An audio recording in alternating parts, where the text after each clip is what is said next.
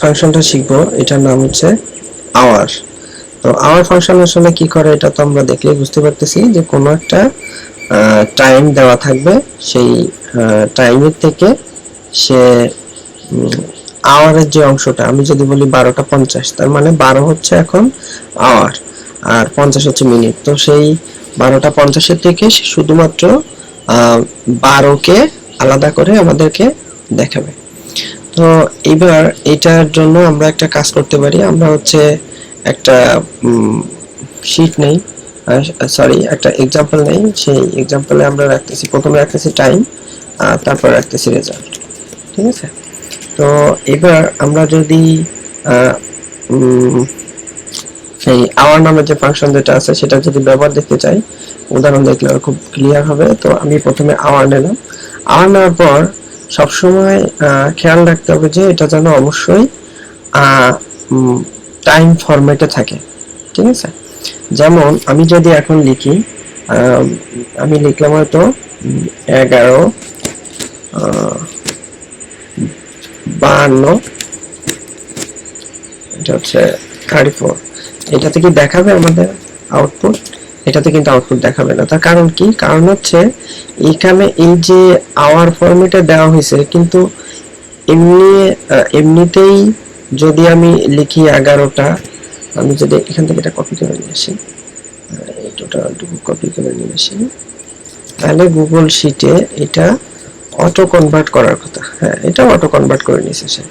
হ্যাঁ, যে এটা এখানে আমরা দেখলে বুঝতে পারতেছি এখানে কিন্তু এম। আবার যদি আমি এখানে এটাকে যদি আমরা বৃদ্ধি করে নিয়ে এটাকে দেই 23,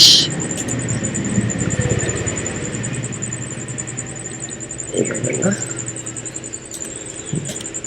হ্যাঁ, এটাকে যদি আমরা 23 দেই তাহলে এটা এখানে কিন্তু অটোমেটিক পিএম এ কনভার্ট হয়ে গেছে। তার মানে এটা অটো কনভার্ট করে গুগল শিট।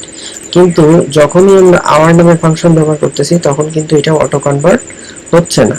তো এই ধরনের এরর এড়ানোর জন্য আমরা কি করব, এখানে একটা ডাবল কোটেশন,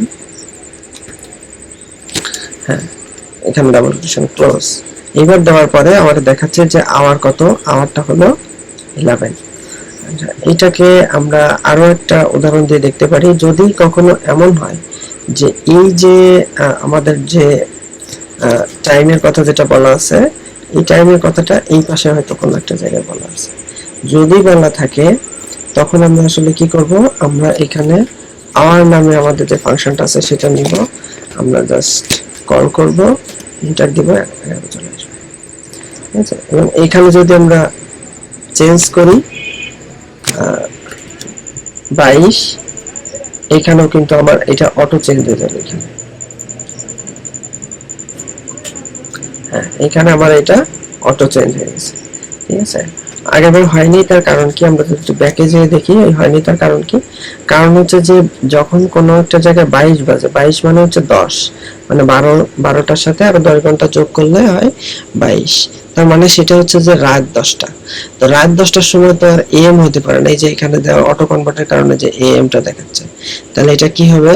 এটা হচ্ছে পিএম হবে। আমরা এখান থেকে এটা যদি কেটে দেই তাহলে ওর মতো করে অটো কনভার্ট করে নিল পিএম। এবার পিএম কনভার্ট করে নেওয়ার পরে আমাকে ডিরেক্ট দেখাই দিবে যে এটা হচ্ছে একটা 22। আচ্ছা, এবার এখানে জানার মতো আর না, আর কিছু নেই, এই দুটো জানলেই হবে।